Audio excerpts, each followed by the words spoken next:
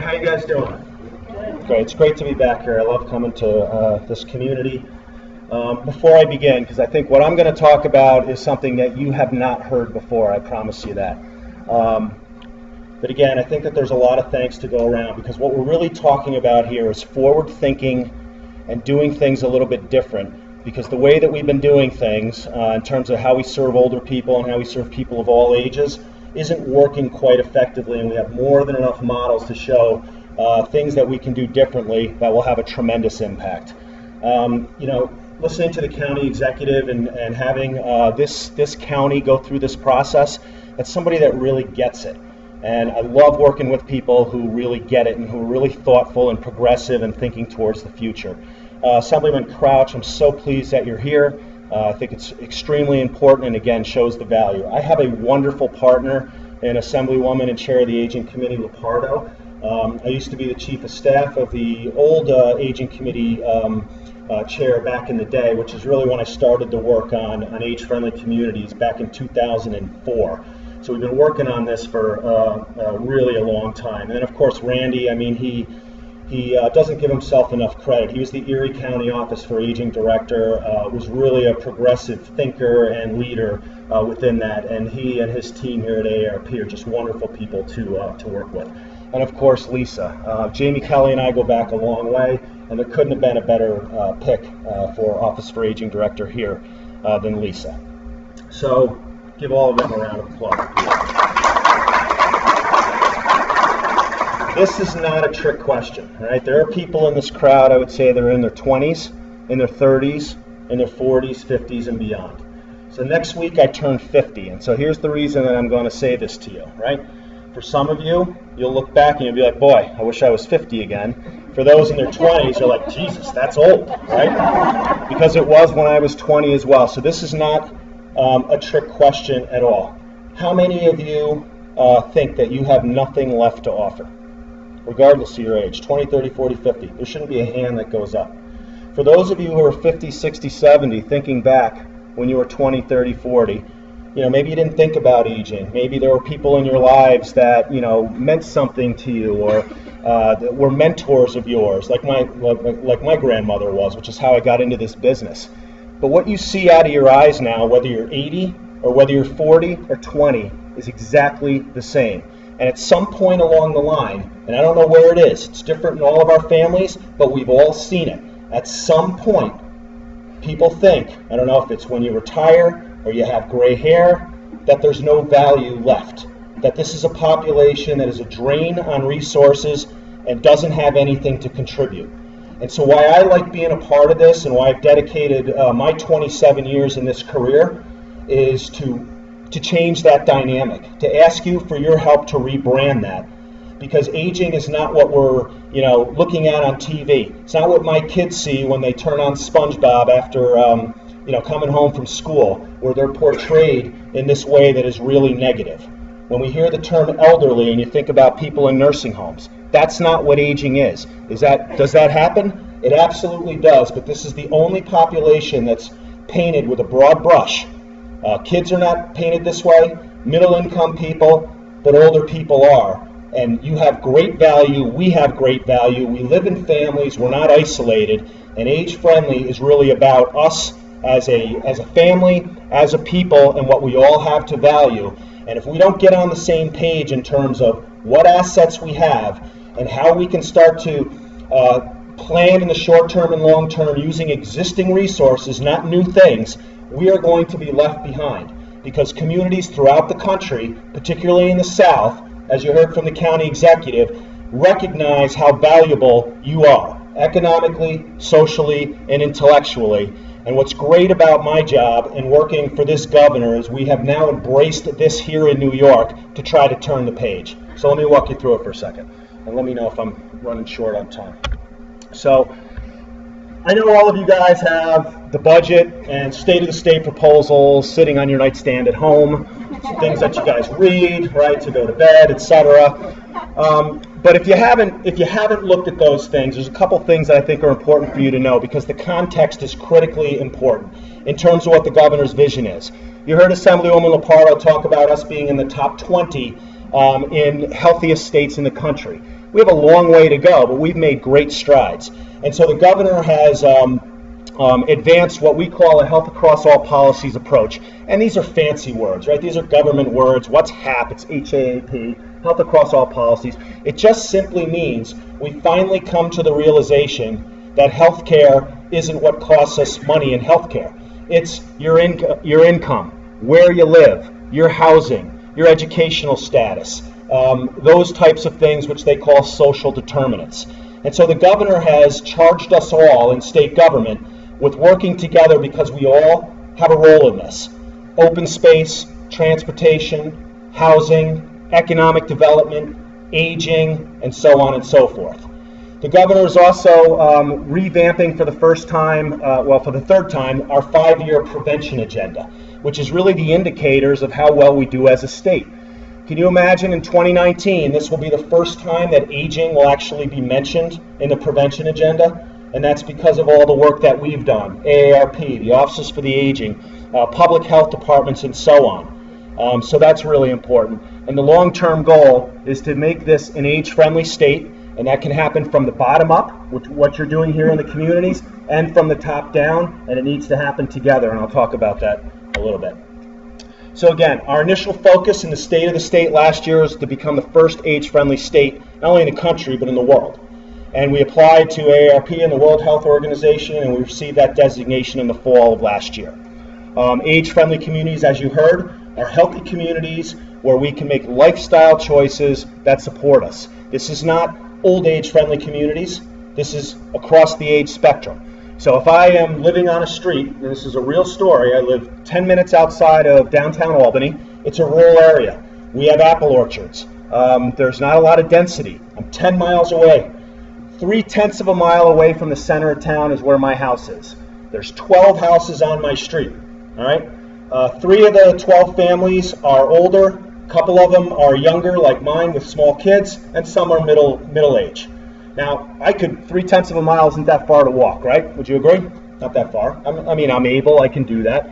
Yet I take my life into my hands on the 55-mile-an-hour stretch with no sidewalks and pushing a stroller. The woman who lives across from me has Alzheimer's disease and can't drive anymore. So she is now cut off and completely isolated, yet she's 3/10 of a mile. And so it's an example of, smart design, complete streets.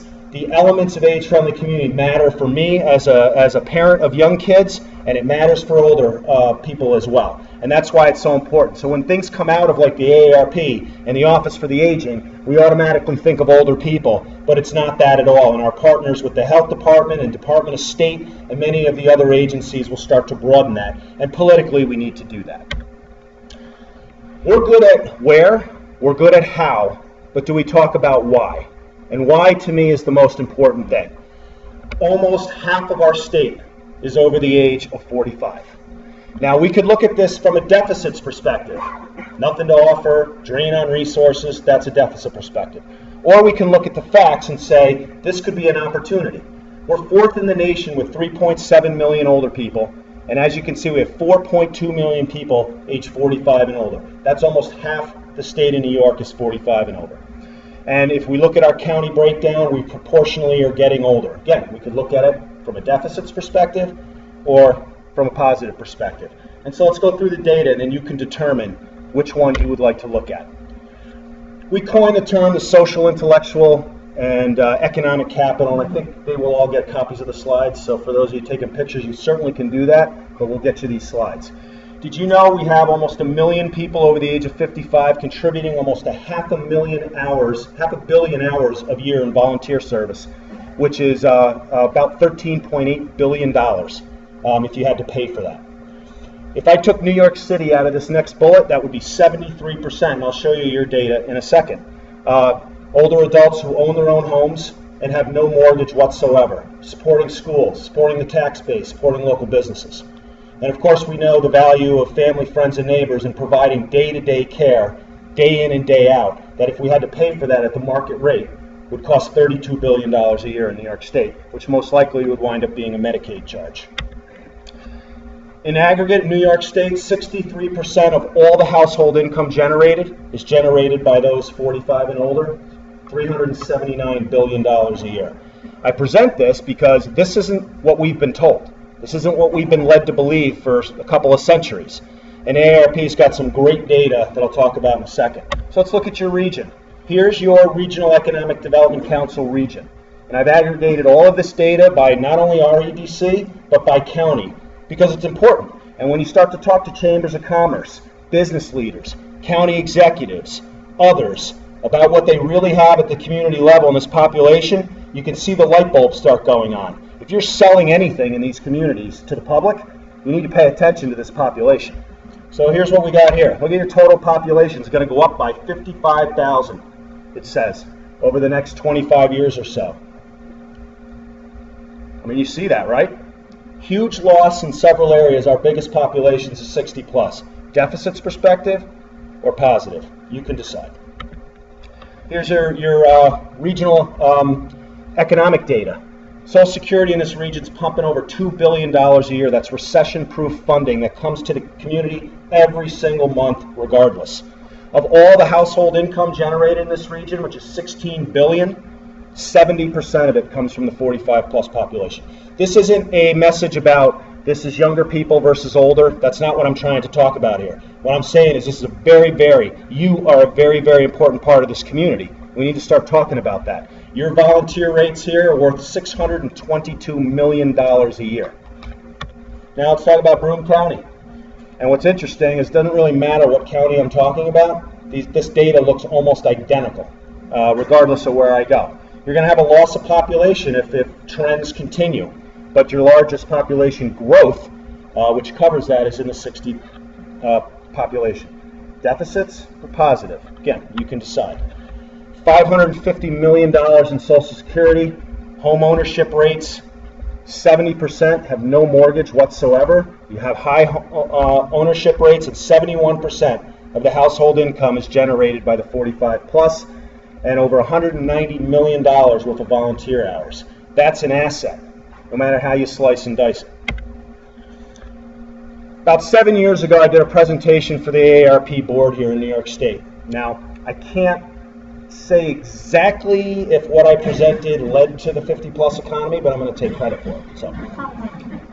But it was basically showing the economics, and saying we have to start to rebrand. We have to start to talk about aging differently because it matters and it's real. I didn't make this data up. This stuff is real. So AARP in the fall came out with a national scorecard called the 50-plus longevity economy, which is absolutely outstanding, and we should get copies so that you can see it, because it backs up what I've been talking about from the 60-plus, from the 50-plus. And I'm not going to go through every one of these bullets. You'll have access. But 83% of the household wealth is held by people over the age of 50. Direct consumer spending is in the trillions of dollars. Tax revenue is off the charts in terms of what they provide in state, local, and federal tax, $1.8 trillion. They are the #1 group for volunteerism, philanthropy giving, and donations, and that hasn't changed. This talks about the jobs they support, almost 90 million jobs in the U.S. economy, over $4.7 trillion in labor income, and 61% of all the jobs are because of the spending from this population group. You can't deny the data, okay? It's not what we've been told. So this slide is meant to kind of mess with you a little bit. It looks like my slide, and I did that on purpose, but it's not my slide. So I'm a social worker, right? So I can aggregate this stuff, and you're like, yeah, that data comes from a social worker. You know, how good is that? This data actually comes from economic forecasters. I don't know if anybody here has ever heard of REMI, Regional Economic Models Incorporated. And this is what they do for a living. They look at economic data, and they do forecasting. This came out of the greater metro Atlanta area, so Atlanta, Georgia, and about 20 counties that surround it. And this was their conclusion based on the data I'm about to show you. Retirees bring incomes earned from outside region, pensions, home equity, Social Security, philanthropy, giving. They don't use the highest cost services, schools, public transportation, so on. So they said, and this is where we get to the New York part of this, what if we could attract 1,000 retiree people, not wealthy retiree people, but an exact cross-section of what our community looks like. Low income, middle income, high income, over a course of a number of years into our community. What if we could do that? 1,000. What would that mean to our economics? What would the footprint leave? And they found it would be about $40 billion in more income and $7.8 billion in additional gross domestic product. And they said, well, what would happen if we attracted 1,000 younger people with families over the same period? What would happen? 10-time increase. Okay? Again, the message isn't we don't want younger people. That's not what I'm trying to say. But you can't negate what the older population brings to every single community, including this one. So they said the economy is really important.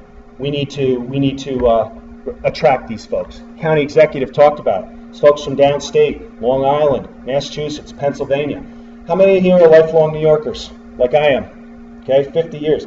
I love New York. I mean, there's a couple indicators. It's expensive. We're trying to deal with some of those things, but those are just two indicators. When you start looking at other things, this is a really great place to live. Why can we not think about this being a retiree destination? AARP every year surveys its folks, not only in New York, but everywhere else, and 90% continually say, I want to retire here in New York. New York's a great place. So this was the greater metro area. This is the greater Kansas City area that took it a little different and said, what if we could stop 10% of our retirees from leaving? Now we have that problem here, right? We have an out-migration of younger people. We have an out-migration of retirees. So can you imagine if we were able to stop people from leaving and attracting people to come in? Okay? This is greater Kansas City area. They said, what if we could just stop 600 people a year from leaving this area? What would that mean? It would mean 7,000 more people and 2,600 more jobs to support them. Now you would think, okay, it's going to be healthcare, right? It's got to be healthcare because older people, they're all sick and they're all dying, and we got to provide healthcare. And it is in the top 5, but it's not true. Construction, retail trade, accommodation and food service, and so on. There's 3 counties up in upstate New York, close to the border. You guys know, like Essex County, Warren County, right? The Adirondack area, very diverse. Not many people live there. A lot of people come, for the summer, and then they leave. These 3 counties, for people over the age of 50, generated $397 million in tourism. That brought $16 million in sales tax to that region. That keep the hotels going, keep the restaurants going. We're not talking about this, but we are. They made the same conclusions. So in this year's State of the State, a couple of things happened. And kind of back into what Lisa does. Lisa and her network here, and got the Alzheimer's Association and many other community-based organizations, Kathy James here, that have spent their lifetimes providing community resources to keep people as autonomous as possible and support their families. And so when you start to create a value proposition that this is a population that has value, then we start to intervene very, very differently than we have before. So this year, building upon last year's State of the State, the governor launched a long-term planning council, which I chair with the health department, to kind of look at what are the gaps now, what do we need to do, and what's our 10-year plan in the future. Age-friendly communities are a major part of that. The service infrastructure that Lisa oversees and some of you are part of are a major part of that. But the next thing is the age-friendly executive order, and this is one of the most things I am so excited about, where I think, again, working for this governor is really innovative and nobody else is thinking about it this way in the country.